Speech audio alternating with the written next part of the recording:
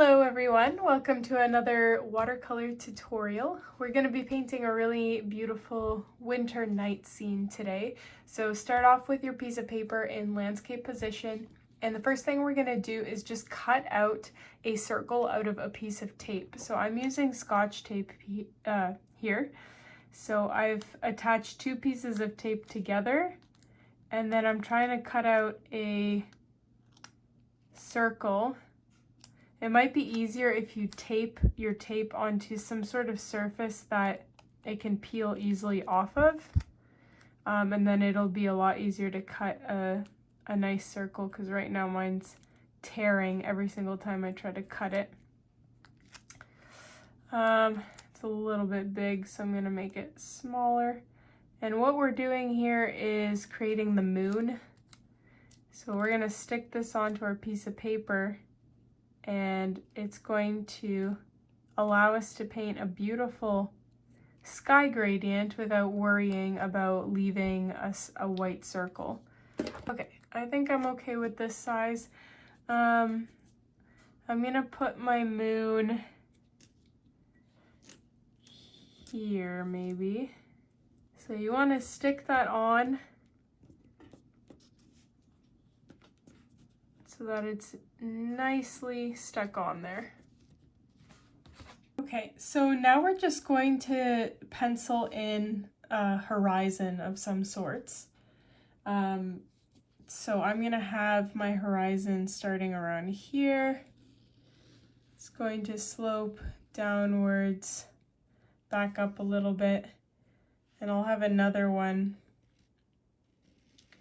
kind of fading behind there. Something like this. So now I'm grabbing my mop brush by Winsor & Newton. As always, the products I use are in the description if you're interested. But I'm just grabbing like a light blue and I'm mixing some darker blue into it. Sky blue and a slightly darker one. And you just want to begin painting your sky.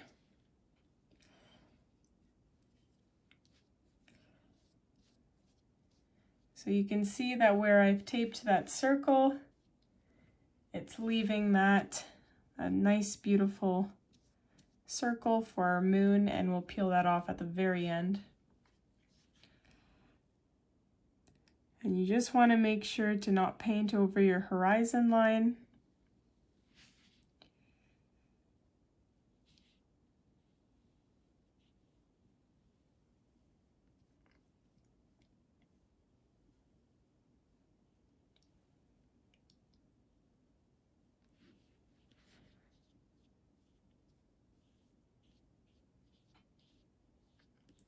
And I do want to make the top just a tad bit darker.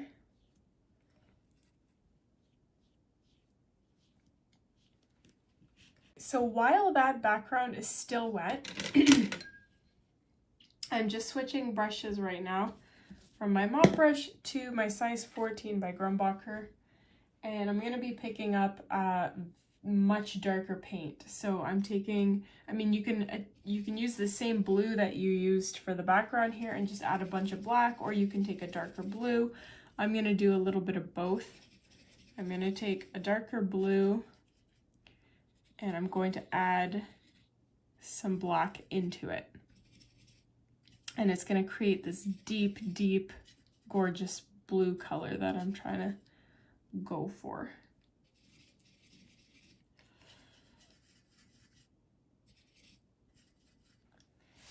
And while it's still wet, and I can see here that it's starting to dry, so I'm just going in with my mop brush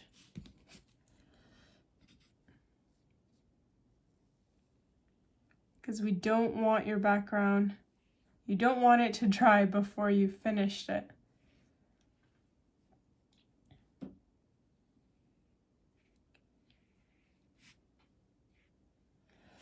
Okay, so you can take your darker color now, and we're gonna sweep in with our brush starting from the top and going downwards, and we're gonna create these big, beautiful strokes downwards. You can swoop some across your moon. And as you get closer to the horizon, you want to make your swoops a little bit thinner and smaller and shorter as well.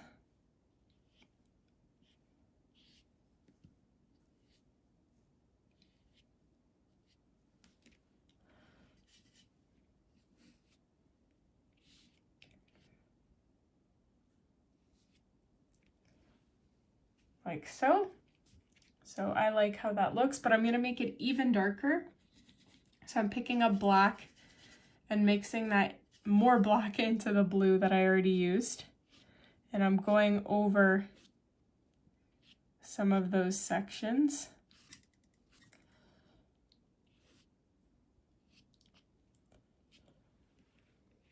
To create this really dramatic sky.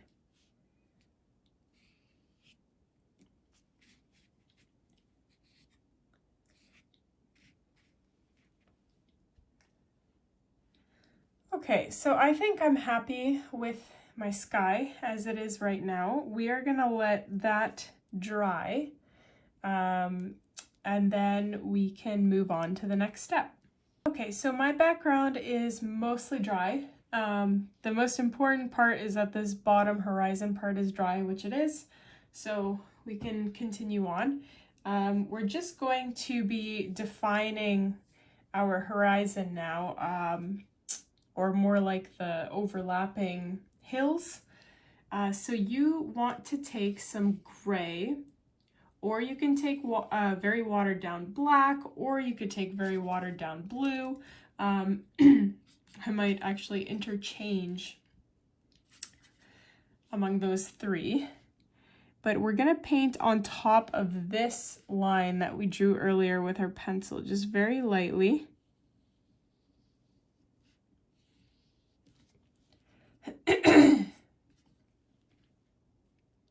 I'm just getting over some sort of illness, and I'm still a little congested, so that's why you hear me making annoying noises. But so we're dipping our paintbrush into water and we're dragging that color out, and we want to create a gradient so that it's almost white when it meets the horizon line.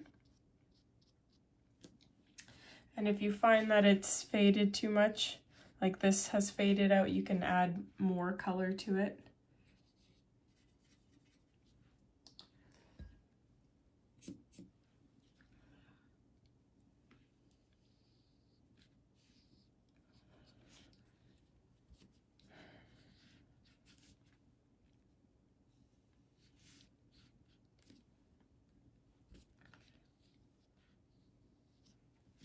All right, just like that. And then we're gonna do the same thing coming from this corner as well. So I'm using gray mixed with a little bit of blue for mine.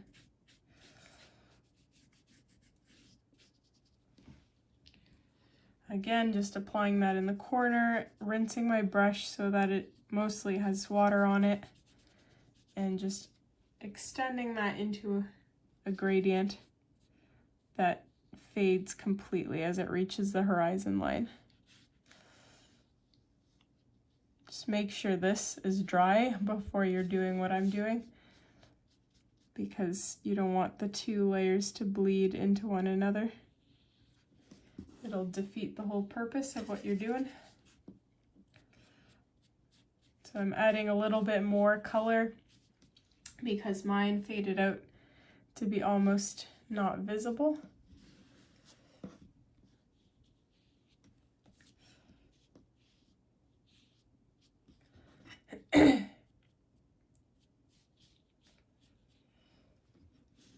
Perfect. Okay, so I think we're okay with that. We're gonna let this completely dry before we add some fun details. Okay, so once everything is completely dry, you're gonna take an even thinner brush. So I have switched to my size 1 by Winsor & Newton. I've come to really like this brush. I didn't use it very much for like the first year of owning it, but I've really come to like it. So what we're gonna do now is paint the details, like the pine tree details. You can either paint pine trees or you can paint, what do you call it? Like deciduous trees. I am thinking that I might do a little bit of both. I was gonna paint pine trees, but now I'm kind of tempted to have a branch coming across the moon. Ooh, yes, that would look nice. Okay, I'm gonna do that. So in order to do that, I have to peel off my tape.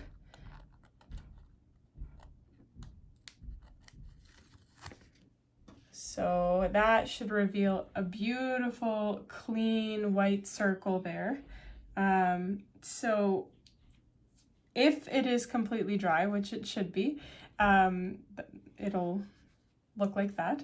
So now we're just gonna paint branches on top of that. I really like the idea of that rather than painting pine trees. So I'm gonna have my first branch that's going to be extending from my left side here. So it's just gonna come, and I'm using black watercolor. And it's just gonna go out like this. And because I am painting branches, I am actually going to switch to my size quadruple 0 brush because it's much thinner and smaller. So I don't risk kind of making my branches too thick where I don't want them to be thick. So I'm just doing that.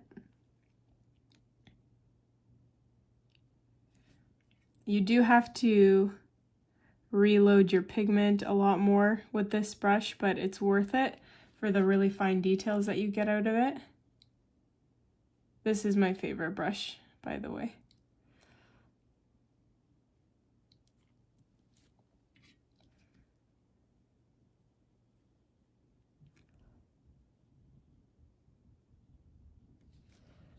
So look at that, that looks so spooky.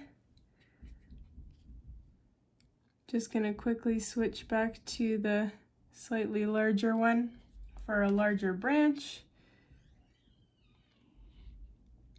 And I have some overlapping branches. That's quite nice, the way that that is there. Okay, so back to my size 1. I'm gonna now paint those pine trees that I was talking about earlier. I'll have one coming over here. So it's gonna extend, it's gonna start on this second hump here and extend kind of beyond the horizon. So I'm gonna have my line, and you know, I never really know what kind of pine tree I'm going to paint until I start painting them. But I have so many different pine tree techniques, both on this channel, but also in a Skillshare class that I released. The link is in the description if you're interested, if you have Skillshare, or if you don't, there is a 1-month free trial there where you can access my class and so many others. So by all means, do that if you're interested. But that one, I show you 8 different techniques on how to paint pine trees. So if you haven't kind of found your style yet, that video certainly might help you out. So that's my pine tree there.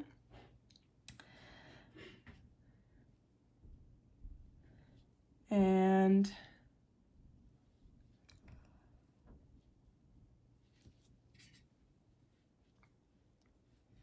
I think I might actually have it go on to that second area rather than part of it fading.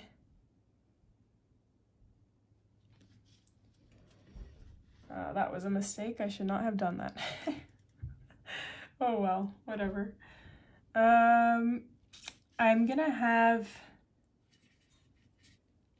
a pine tree, maybe a pine tree or two on this horizon line.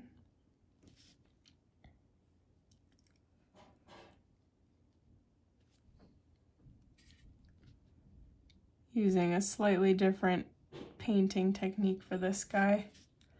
just because I want it painted a bit faster. I'm going to paint one right beside it.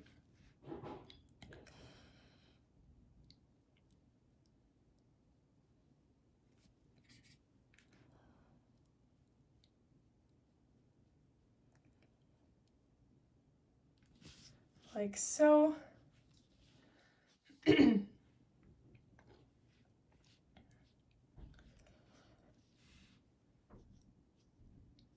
And I'm debating, because this is quite an open space here, so I'm just trying to think, am I going to put a pine tree here or another deciduous branch or tree coming up?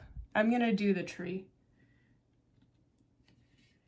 So it's just going to start from here in the center, and then it's going to go upward. So it's not a branch, it's a tree. And you can extend it any which way that you want. I think I might have mine go beyond the scope of the tree.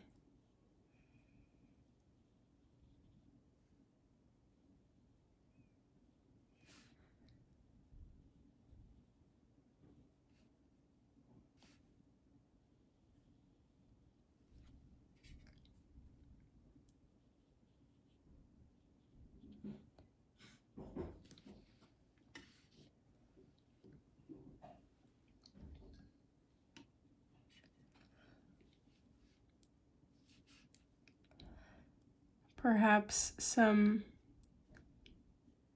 blades of grass, or I don't know, whatever you want that to be. I'm just trying to fill in some of this white space.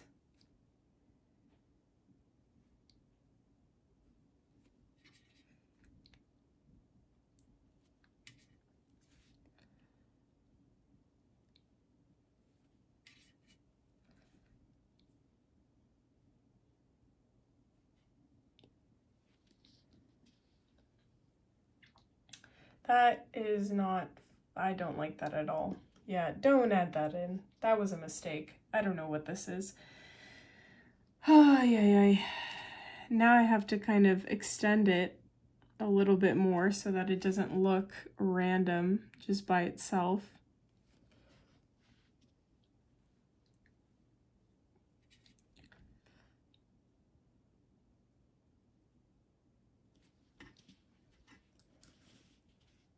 That's fine, I guess. I just keep adding random things. Okay, it is what it is. What I'm gonna do now is take some of that original blue that we used for the first layer, and I'm gonna water it down a lot. You can always make it darker, but I'm nervous about making it too dark on the first layer. And we're gonna paint shadows coming from these pine trees because of the really bright moon. So, you know, they're gonna be coming at this angle, so you can sort of follow the shape of the tree. Make sure that it's angled, and just kind of paint these zigzaggy lines going to one direction, like so. And then I'm gonna do the same thing for these guys over here, just like that.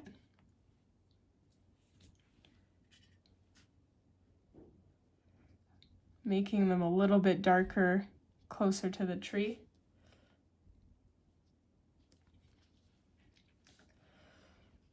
I'm tempted to also make a shadow of this branch, but I'm not going to because I don't want to ruin it more than I have with these.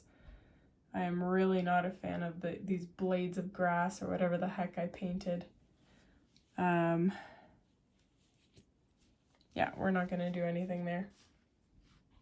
I really don't like how these blades look. They just look so out of place. What are we going to do? I'm going to cover that up. I'm going to paint another pine tree here and try to cover that. So I'm just kind of alternating here between two brushes. So to help me get some of the details down.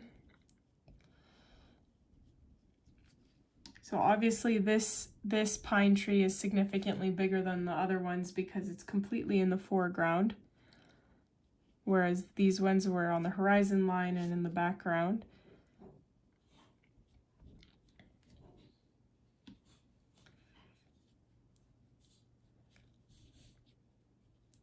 So covered those ugly blades of grass up. There's still some poking through here that I'm hoping to just completely make disappear.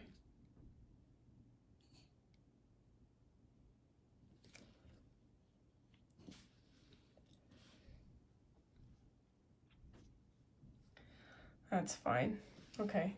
I don't know about you guys, but I like that a lot better than those blades of grass.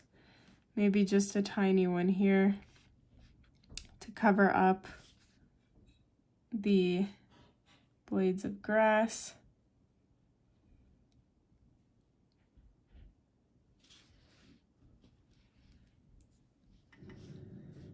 That is a lot better in my opinion.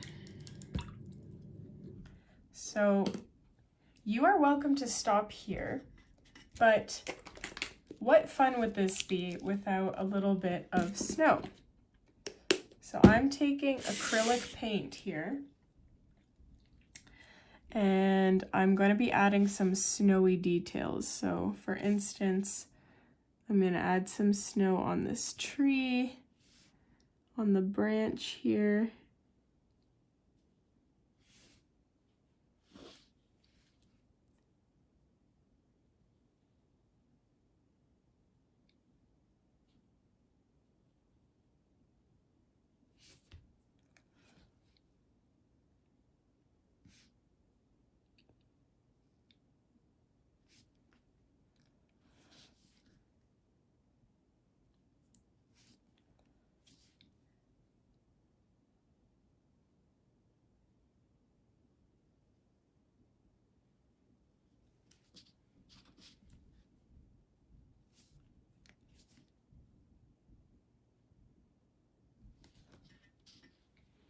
And I do want to add a few snowy details on the pine trees that we painted as well.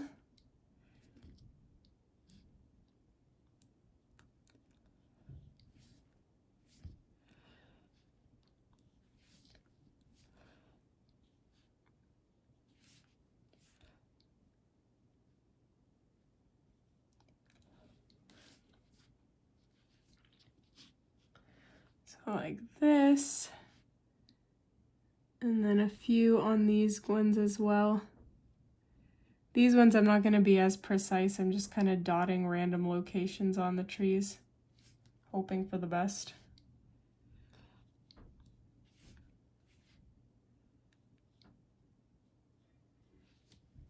Like so.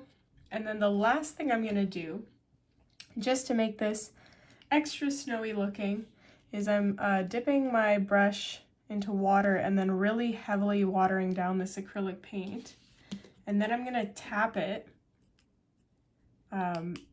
against another brush, which is going to splatter the white acrylic paint onto our sky and make it look like it's snowing.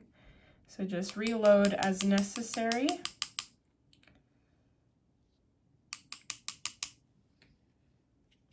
You just got to get the right combination of water to acrylic paint.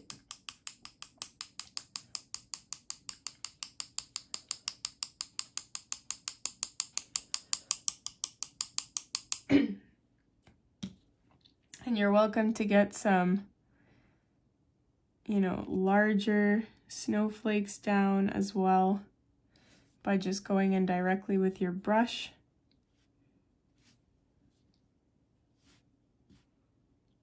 Like so. And we are all finished. I hope you guys enjoyed this landscape snowy tutorial. If you did, don't forget to hit subscribe, hit like on this video, and I'll see you in the next one.